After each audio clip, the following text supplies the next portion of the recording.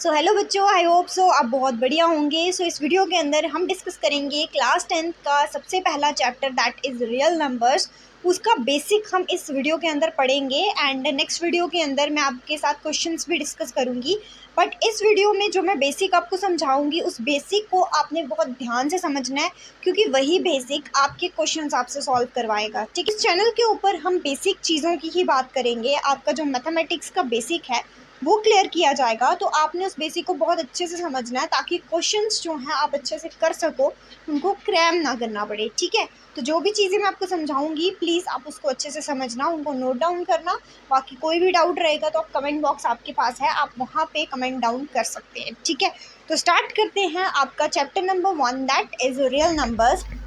अब real number से पहले हम बचपन से नंबर्स पढ़ते आ रहे हैं। हम जब LKG UKG में होते हैं हमें 1 2 3 4 सिखाया जाता है, तो नंबर्स की गेम हमें बचपन से ही सिखाई जाती है। बट इस चैप्टर के अंदर हम रियल नंबर्स की बात करेंगे।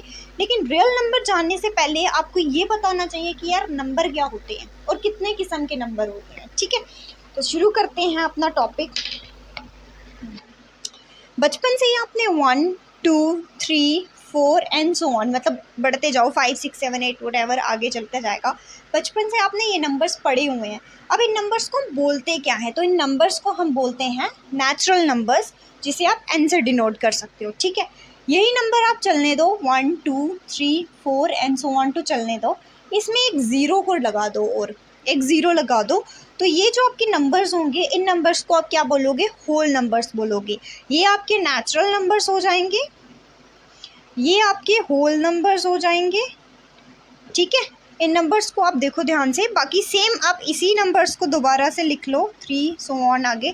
बस आपने जैसे यहाँ पे 1 2 3 4 पॉजिटिव साइन में है, इधर आप नेगेटिव कर दो।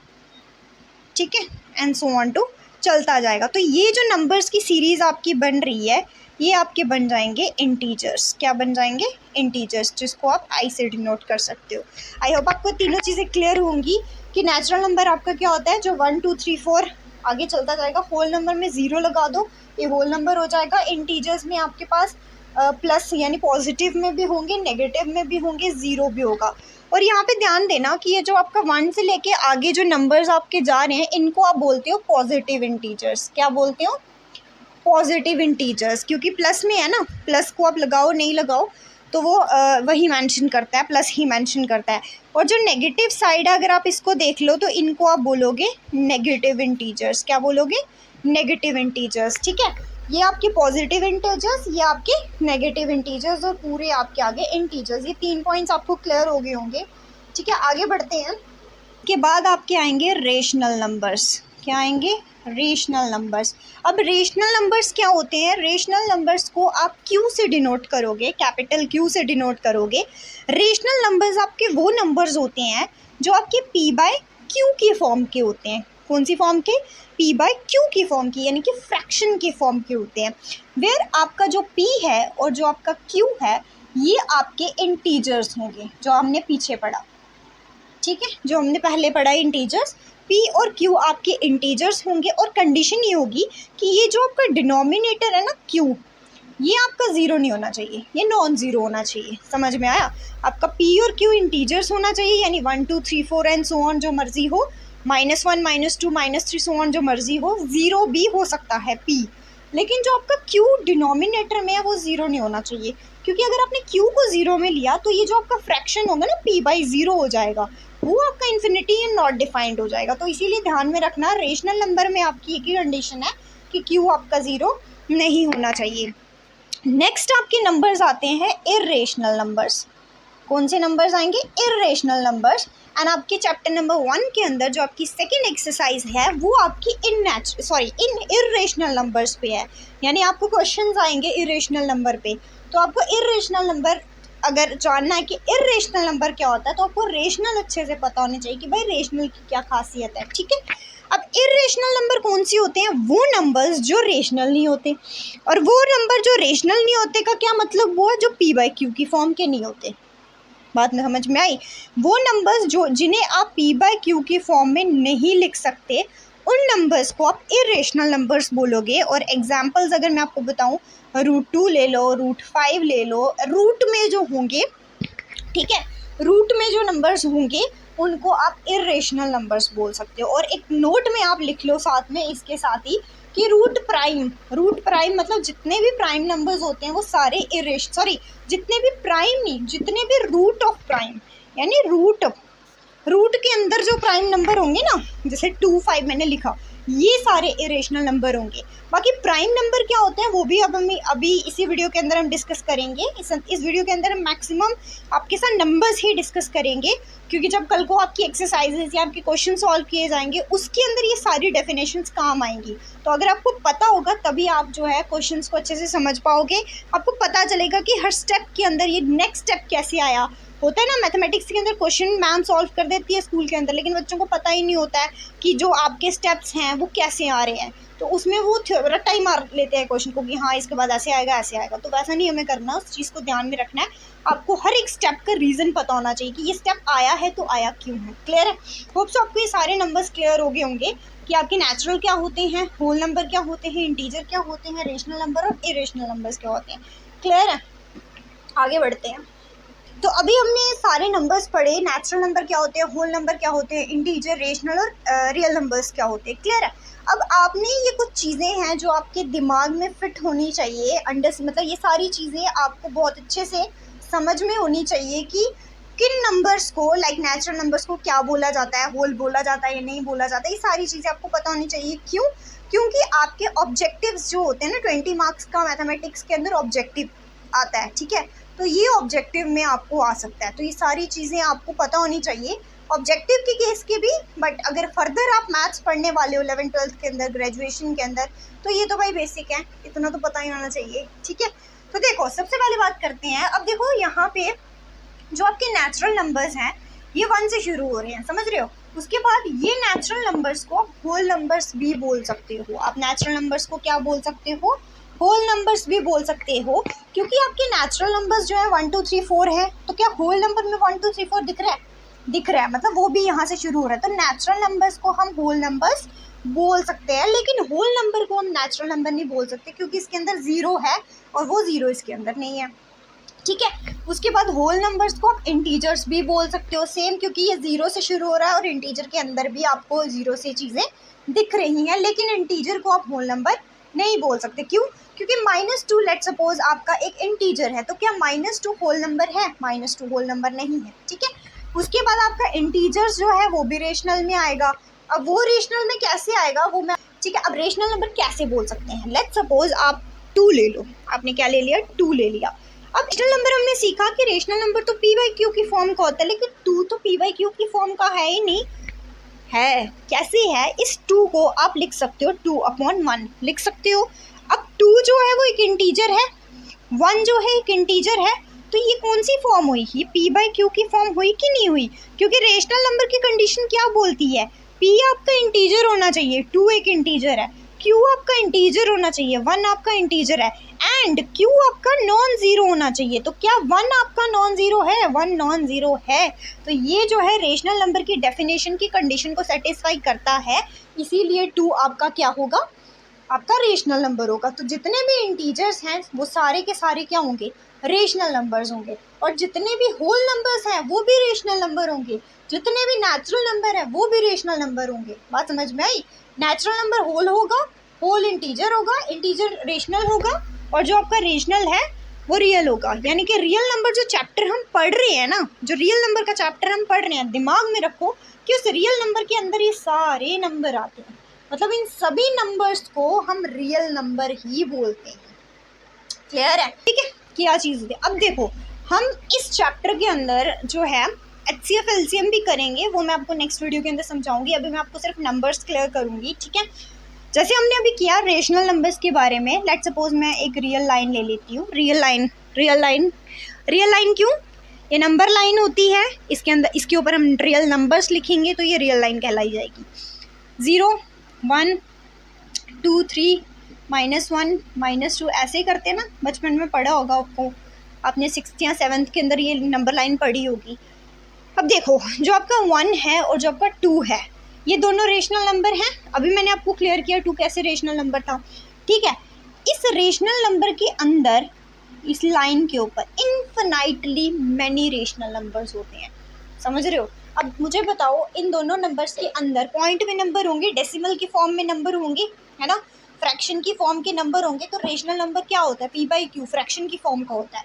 तो जितने भी नंबर्स 1 और 2 के अंदर आएंगे ना, इन्फिनाइटली जितने भी आएंगे वो सारे रेशनल नंबर होंगे। तो नोट में लिख लो कि दो रेशनल नंबर के बीच में आपके इन्फिनाइटली मैनी रेशनल नंबर्स होते हैं। क्लियर है, ये पॉइंट आपका इंपॉर्टेंट पॉइंट के फॉर्म में लिख लिया, ठीक है। उसके बाद आप एक और चीज़ लिखो, आपने एक चीज़ लिखी कि दो रेशनल नंबर के बीच में इन्फिनाइटली मैनी रेशनल नंबर होते हैं। अगर आप कोई दो रेशनल नंबर लेते हो, लेट सपोज आपने 1 लिया, लेट सपोज आपने 2 लिया, आप इनके बीच में प्लस करो तो ये क्या बनेगा, 3 बनेगा, है ना। तो 3 भी क्या है, एक रेशनल नंबर है। यानी अगर आप दो रेशनल नंबर का सम लोगे तो जो आपका प्रोडक्ट बनेगा, जो आपकी फाइनल चीज़ बनेगी, वो भी क्या होगा, रेशनल नंबर होगा। अगर आप दो नंबर के बीच का डिफरेंस लेते हो, -1 होगा, -1 आपका रेशनल नंबर है, बिल्कुल है। तो अगर आप दो रेशनल नंबर का डिफरेंस लोगे तो आपका वो क्या बनेगा, रेशनल नंबर बनेगा। उसके बाद अगर आप मल्टीप्लिकेशन करो 2 is again a rational number. अगर आप डिवीजन कर दो 1/2 is again a rational number. So always remember, आप एडिशन करो दो रेशनल नंबर की, आप सब्ट्रैक्शन करो, आप प्रोडक्ट करो या आप डिवीजन करो, उन रेशनल नंबर्स का अगेन क्या आएगा, रेशनल नंबर आएगा। पॉइंट्स हैं, ये नोट में आप लिखना, इंपॉर्टेंट नोट में आप लिखना, ठीक है। लेट्स सपोज अगर आप कोई रेशनल नंबर लेते हो और एक आप इरेशनल नंबर लेते हो, ये मैंने क्यू को रेशनल डिनोट कर दिया, क्यू डैश को मैंने इरेशनल नंबर डिनोट किया। अगर आप इन दोनों का डिफरेंस करोगे तो वो डिफरेंस हमेशा आपका इरेशनल आएगा, ठीक है, ये आप याद रखना। अगर आप एक रेशनल लेते हो और आप इरेशनल का सम करते हो, वो भी आपका इरेशनल ही आएगा, क्योंकि ये तो पॉइंट में ही आएगा। रूट में कुछ भी आप वैल्यू निकालो वो पॉइंट में ही आएगी। और ये अगर 3 भी आया तो 3 को भी प्लस करोगे किसी पॉइंट वाले नंबर के साथ तो पॉइंट में ही आएगा, ठीक है। माइनस करोगे पॉइंट वाले नंबर में तो पॉइंट ही आएगा। तो याद रखना ये भी चीज़ कि रेशनल, एक रेशनल अगर एक इरेशनल हो, दोनों का डिफरेंस इरेशनल होगा, और अगर एक रेशनल है एक इरेशनल है, दोनों का सम भी इरेशनल होगा। क्लियर। अभी जैसे हमने रेशनल, पहले हमने रेशनल का किया ना, ये मैंने रेशनल और इरेशनल का आपको बता दिया। अभी हमने पीछे एक पॉइंट समझा कि जो आपका, मैंने आपको बताया कि रूट इरेशनल जो होते हैं, उसके अंदर मैंने आपको एक नोट लिखवाया कि रूट ऑफ p यानी प्राइम नंबर्स का जो रूट होगा वो इरेशनल नंबर होगा। But what is prime number, prime number क्या होता है, ये हमें बचपन में सिखाया जाता है बट भूल जाता है हमें, तो भूलना नहीं है, हम दोबारा से इसको रिवाइज करेंगे।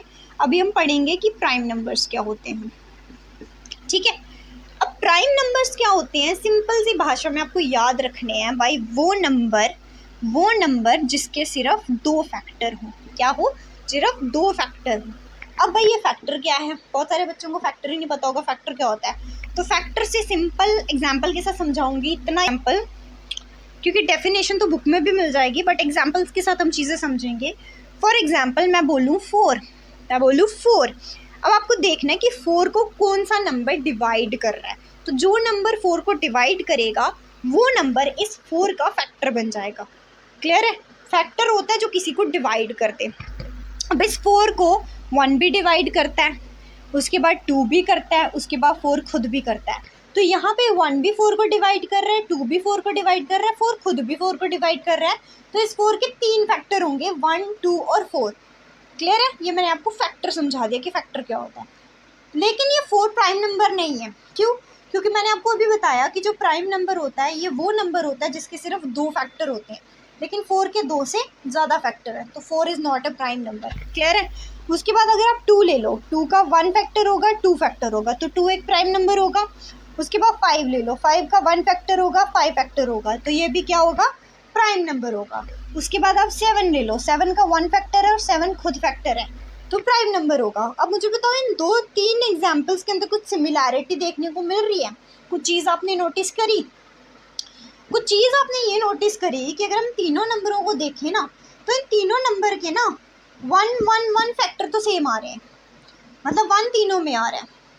और यहाँ पे आप देखो, यहाँ पे 2 का फैक्टर खुद 2 ही है, 5 का फैक्टर खुद 5 ही है, 7 का फैक्टर खुद 7 ही है।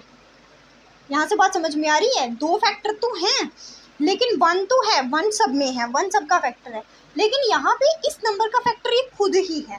तो प्राइम नंबर की स्पेशलिटी ये है कि इसके दो फैक्टर जो होंगे, एक होना चाहिए वन और एक होना चाहिए वो नंबर खुद जिसके फैक्टर्स आप फाइंड कर रहे हो। आई होप आपको प्राइम नंबर क्लियर हो गया होगा। तो प्राइम नंबर्स के बाद आपको पता होना चाहिए कंपोजिट नंबर क्या होते हैं। कौन से? कंपोजिट नंबर्स क्या होते हैं। अभी हमने किया कि प्राइम नंबर वो नंबर है जिसके सिर्फ दो फैक्टर है, लेकिन कंपोजिट नंबर वो फैक्टर होंगे, कंपोजिट नंबर वो नंबर होंगे जिसके दो से ज़्यादा फैक्टर्स हों, मोर देन टू फैक्टर्स, यानी कि दो से ज़्यादा फैक्टर होने चाहिए। ठीक है, दो से ज़्यादा फैक्टर का क्या मतलब हुआ है? जैसे सपोज मैंने 4 की एग्जांपल ली, चलो 4 छोड़ो, 6 ले लेते हैं। 6 का फैक्टर 1 है, 6 का फैक्टर 2 है, 6 का फैक्टर 3 है, 6 का फैक्टर 6 खुद है। क्लियर है? तो यहाँ पे क्या है, 1 भी इसका फैक्टर, 2 भी, 3 भी और 6 भी 6 का फैक्टर। तो 2 से ज़्यादा फैक्टर है ना, 4 फैक्टर है इसके, तो 6 क्या हो गया? कंपोजिट नंबर हो गया। उसके बाद 8 ले लो, 8 को 1 भी डिवाइड करता है, 2 भी करता है, 4 भी करता है, 8 भी करता है। तो 8 के भी क्या है? 2 से ज़्यादा फैक्टर्स है, तो 8 भी क्या हो गया? कंपोजिट नंबर हो गया। तो प्राइम और कंपोजिट में इतना ही ध्यान रखना है, प्राइम में 2 ही फैक्टर होते हैं और एक होता है और एक वो नंबर खुद होता है, लेकिन कंपोजिट में 2 से ज़्यादा फैक्टर्स होते हैं। क्लियर है? चलो आगे देखते हैं। अब देखो यहाँ पे हमने आपको बताया प्राइम नंबर्स की, मैंने बात की।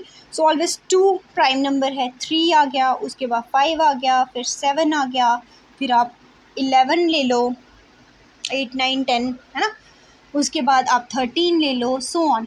ये सारे नंबर्स आपके कौन से नंबर्स हुए? ये सारे नंबर्स आपके प्राइम नंबर्स हैं। उसके बाद आप 3 के बाद 4 ले लो, 5 के बाद 6 ले लो, 7 के बाद 8 ले लो, 9 ले लो, 10 ले लो, 12 ले लो, सो ऑन बढ़ते जाओ। ये आपके कौन से नंबर हैं? कंपोजिट नंबर हैं। ठीक है, ये सारे नंबर्स आपके प्राइम नंबर्स में आएंगे, ये सारे नंबर्स आपके कंपोजिट नंबर में आएंगे।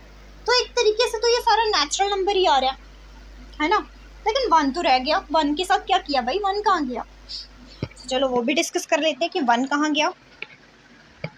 सो 1 आपका क्या है? क्या 1 एक प्राइम नंबर है या 1 एक कंपोजिट नंबर है? इन दोनों में से 1 क्या है? क्या प्राइम नंबर है या कंपोजिट नंबर है? जिसको भी अगर पता होगा कि इन दोनों में से वो कौन सा नंबर है, कमेंट बॉक्स में ज़रूर बताइएगा। पर मैं फिर भी आपको बता देती हूँ, 1 ना ही प्राइम नंबर है ना ही कंपोजिट नंबर है। क्यों? क्योंकि मैंने आपको बताया कि भाई प्राइम नंबर की डेफिनेशन कहती है 2 फैक्टर होने चाहिए। एक का फैक्टर 1 तो है, प्राइम के कितने फैक्टर्स होने चाहिए? 2 फैक्टर्स होने चाहिए, लेकिन 1 के क्या 2 फैक्टर्स हैं? 1 का तो एक ही फैक्टर है ना, 1। अब कुछ बच्चे ये भी दिमाग लगाते हैं, मैम 1 का 1 तो है और वो खुद भी है, तो क्यों नहीं है? लेकिन यार फैक्टर इसका एक ही है, 1 को जो है वो एक ही डिवाइड कर रहा है, लेकिन प्राइम की कंडीशन पहले ये है 2 फैक्टर। पहली कंडीशन है 2 फैक्टर होने चाहिए, उसके बाद है कि एक फैक्टर 1 होना चाहिए, एक फैक्टर वो खुद होना चाहिए। तो 1 कभी भी प्राइम नंबर नहीं होता है। कंपोजिट क्यों नहीं है? क्योंकि जो प्राइम है कंपोजिट कैसे हो जाएगा? 2 फैक्टर नहीं है तो 2 से ज़्यादा कहाँ से आएंगे? तो इसीलिए 1 ना ही प्राइम फैक्टर में आएगा ना ही कंपोजिट फैक्टर में आएगा। नेक्स्ट बात करते हैं को प्राइम नंबर्स की। ये आपके जो को प्राइम नंबर्स हैं ये आपको सेकेंड एक्सरसाइज में काम आएंगे। ठीक है, तो को प्राइम नंबर्स क्या होते हैं? लेट्स सपोज कोई नंबर x है एंड लेट्स सपोज कोई नंबर y है। मैंने जनरल ले लिया, कोई भी नंबर आप ले सकते हो। ये दोनों नंबर को हम को प्राइम नंबर कब बोलेंगे? जब इन दोनों का जो फैक्टर है, यानी कि जो कॉमन फैक्टर है वो क्या होगा? 1 होगा। कॉमन फैक्टर 1 का क्या मतलब होगा? कि इन दोनों को जो है एक नंबर यानी 1 नंबर जो है दोनों को डिवाइड कर दें। एग्जाम्पल समझाती हूँ। लेट्स सपोज आपने 2 और 3 दिया, 2 का फैक्टर एक 1 आएगा, 2 का फैक्टर एक 2 आएगा। ठीक है, 3 का फैक्टर एक 1 आएगा और एक 3 आएगा। अब 1 और 2 दोनों इसके फैक्टर्स हैं, 1 और 3 इसके फैक्टर्स हैं, तो दोनों में कॉमन फैक्टर क्या आया? 1 आया। इसमें भी 1 आ रहा है, इसमें भी 1 आ रहा है, तो ये दोनों 2 और 3 क्या हो जाएंगे? को प्राइम नंबर हो जाएंगे। ठीक है, और कोई एग्जांपल लो। लेट्स सपोज आपने 4 और 6 ले लिया। अब यहाँ पे इसका 1 फैक्टर है, 2 फैक्टर है, 4 फैक्टर है, इसका 1 फैक्टर है, 2 फैक्टर है, 3 फैक्टर है, 6 फैक्टर है। यहाँ पे 1 है, इधर भी 1 है, इधर 2 है, इधर भी 2 है। तो यहाँ पे 1 तो आ रहा है, मतलब कॉमन फैक्टर 1 तो आ रहा है, लेकिन 2 भी आ रहा है। तो 4 और 6 को प्राइम नहीं होंगे, 4 और 6 को प्राइम नहीं होंगे, क्योंकि उनका कॉमन फैक्टर 1 तो है, लेकिन उसके अलावा 2 भी है। लेकिन को प्राइम नंबर्स में आपने यही ध्यान रखना है कि उनका जो कॉमन फैक्टर वो सिर्फ 1 हो, 1 के अलावा कोई और फैक्टर नहीं होना चाहिए। अगर 1 के अलावा कोई और फैक्टर आया तो इसका मतलब है वो नंबर्स को प्राइम नंबर्स नहीं होंगे। बात समझ में आ गई क्या होता है कि को प्राइम नंबर क्या होता है? इसमें हमेशा बच्चे कंफ्यूज हो जाते हैं। क्लियर है? कुछ चीज़ बताती हूँ, जो आपके रेशनल नंबर्स होते हैं ना, जो आपके रेशनल नंबर्स होते हैं, ये आपके टर्मिनेटिंग नंबर्स होते हैं। रेशनल नंबर्स आपके क्या होते हैं? टर्मिनेटिंग नंबर्स होते हैं, एंड ये आपके नॉन टर्मिनेटिंग भी होते हैं। अब टर्मिनेटिंग का क्या मतलब होगा? आपने डेसिमल्स देखे होंगे ना, से 1.26 फॉर एग्जांपल, उसके बाद 1.35, तो ये सारे, ये जो इस तरीके के आए 0.56, ये सारे डेसिमल्स को आप टर्मिनेटिंग नंबर्स बोलोगे। इन नंबर्स को आप क्या बोलोगे? टर्मिनेटिंग नंबर बोलोगे। टर्मिनेटिंग नंबर का क्या मतलब हो? जो डेसिमल के बाद खत्म हो जाए, मतलब रुक जाए। जैसे 1.35 है तो खत्म, बस। अगर आप 1/2 ले लेते हो तो वो 0.5 आता है, 0.5 आता है ना, तो ये भी टर्मिनेटिंग में आएगा, क्योंकि ये पॉइंट के बाद रुक गई वैल्यू। तो जो भी नंबर्स पॉइंट के बाद यानी डेसिमल्स में पॉइंट के बाद रुक जाएंगे वो टर्मिनेटिंग में आएंगे, एंड हो गया। लेकिन नॉन टर्मिनेटिंग का क्या मतलब होगा? नॉन लगा है यानी कि नहीं, यानी पॉइंट के बाद रुकने नहीं चाहिए, कॉन्टीन्यूसली चलते रहने चाहिए। जैसे ऐसे आपने नंबर देखे होंगे 3, 4, 5, 6, ऐसे चलते जाते रुकते नहीं है, तो वो नंबर्स आपके नॉन टर्मिनेटिंग नंबर्स होते हैं। क्लियर है? टर्मिनेटिंग और नॉन टर्मिनेटिंग में आपको समझ में आ गया होगा। तो जितने भी रेशनल नंबर्स होते हैं वो आपके टर्मिनेटिंग भी होते हैं और नॉन टर्मिनेटिंग भी होते हैं। प्लस आपको एक और चीज़ ध्यान में रखनी है, रिकरिंग। क्या? रिकरिंग को आप रिपीटिंग बोल सकते हो। रिपीटिंग का मतलब क्या हुआ? आपने नोटिस किया होगा, कभी कभी आपने इस तरीके के पेयर देखे होंगे, 3, 3, 3 ही चलता जाएगा, 0.5 है तो 5, 5, 5 ही चलता जाएगा, है ना। यहाँ पे क्या चीज़ है? ये नॉन टर्मिनेटिंग भी है, लेकिन यहाँ पे पैटर्न फॉलो हो रहा है। क्या पैटर्न फॉलो हो रहा है? यहाँ पे 3 है तो 3 ही सेम चल रहा है, यहाँ पे 5 है तो 5 ही चल रहा है, यहाँ कभी आता है 4, 5, 4, 5, 4, 5, 4, 5, तो वो एक पैटर्न फॉलो कर रहा है। तो उन नंबर्स को आप रिकरिंग नंबर्स कहते हो, जिसके अंदर एक पैटर्न रिपीट होता है। क्लियर है? तो रेशनल नंबर आपके टर्मिनेटिंग भी आपको मिलेंगे, नॉन टर्मिनेटिंग भी होंगे, और कुछ नंबर आपके non terminating plus recurring numbers होंगे।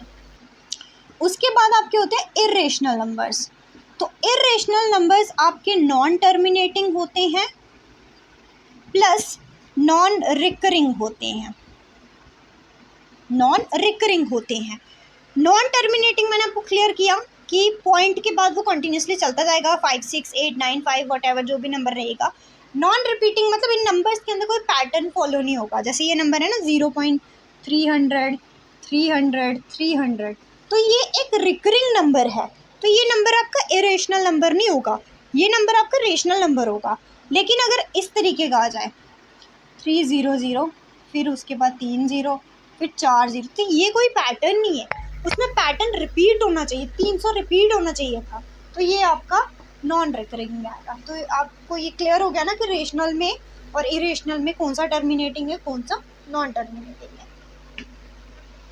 सो होप सो आपको ये सारे नंबर्स क्लियर हो गए होंगे कि कौन से नंबर्स को क्या कहा जाता है, और ये सारी चीज़ें जो हैं कल जब आप क्वेश्चंस करोगे उन क्वेश्चंस में आपको काम आएगी, क्योंकि वो सारे क्वेश्चंस आप तभी परफॉर्म कर पाओगे अगर आपको ये सारी चीज़ों की क्लैरिटी होगी। बाकी नेक्स्ट वीडियो के अंदर मैं HCF LCM की बात करूँगी, ठीक है, वो सारी चीज़ें आपको समझाई जाएंगी।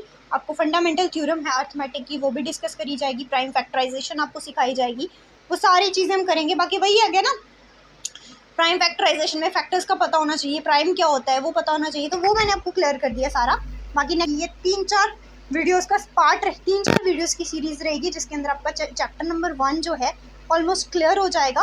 एंड मेरा फोकस जो है मैक्सिमम आपके बेसिक्स क्लियर करने में रहेगा, और उन बेसिक्स को यूज़ करके जो इम्पॉर्टेंट क्वेश्चंस हैं, जो मतलब अगर आपको 3-4 क्वेश्चंस करवाए तो पूरी एक्सरसाइज आप ऑटोमेटिकली सॉल्व कर जाओगे। बस इसके साथ कनेक्टेड रहिएगा। और अगर आपको अच्छा लगा हो, वीडियो समझ में आई हो, हर एक टॉपिक समझ में आया हो, तो लाइक करो, शेयर करो एंड सब्सक्राइब ज़रूर करना। आपके साथ हो आपकी क्लास 10 की पूरी जर्नी में मैं आपके साथ रहूँगी। बस आपको एक ही काम करना है कि जितना पढ़ाया जाए उसको अच्छे से रिवाइज़ करना है, उसके ऊपर क्वेश्चन सॉल्व करने की कोशिश करनी है, और जितने भी डाउट्स हैं वो कमेंट बॉक्स में मुझे बताते जाना है। सो